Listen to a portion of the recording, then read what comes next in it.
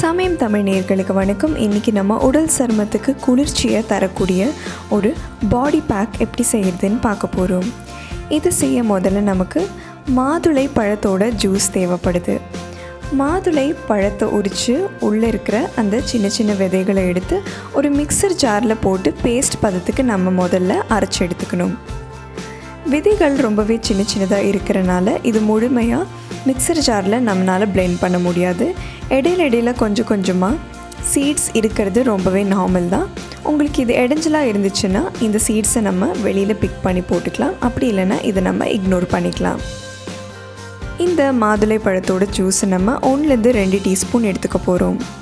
இது நம்ம சருமத்துக்கு ஒரு நேச்சுரலான க்ளோ கொடுக்கறது மட்டும் இல்லாமல் டார்க் ஸ்பாட்ஸை டல்னஸையும் நீக்குது. அடுத்து நம்ம இது கூட கஸ்தூரி மஞ்சள் சேர்க்க போடும். கஸ்தூரி மஞ்சளில் ஆன்டிபாக்டீரியல் ஆன்டிஃபங்கல் ப்ராப்பர்ட்டிஸ் இருக்கிறதுனால இது ஸ்கின்ல எந்த ஒரு இன்ஃபெக்ஷனும் வரவிடாமல் பார்த்துக்குது. இதை ரெகுலராக அப்ளை பண்ணி வந்தோன்னா நம்மளோட ஸ்கின்ல இருக்கிற சன் டேனும் கொஞ்சம் கொஞ்சமாக ரிவர்ஸ் ஆகுது. பட் ஞாபகம் இருக்கட்டும், இதில் கஸ்தூரி மஞ்சள் கலந்துருக்கிறனால இதை உபயோகித்த உடனே நம்ம சன்னில் கண்டிப்பாக ஸ்கின்னை எக்ஸ்போஸ் பண்ணக்கூடாது. மஞ்சளை உபயோகித்தக்கப்புறமா நம்மளோட ஸ்கின் ரொம்பவே அதிகமாக சென்சிட்டிவாக மாறிடும். இந்த டைம் நம்ம சூரிய வெளிச்சத்தில் போனோன்னா ஸ்கின் இன்னும் அதிகமாக டேமேஜ் ஆக வாய்ப்புகள் இருக்குது.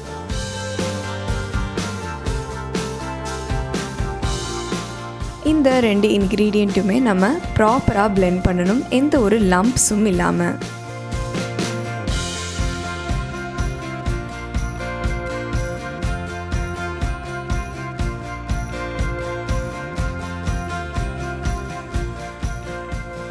இப்போ நம்ம இது கூட துளசி செடியை காய வச்சு பொடிச்செடுத்த பொடியை சேர்க்க போகிறோம்.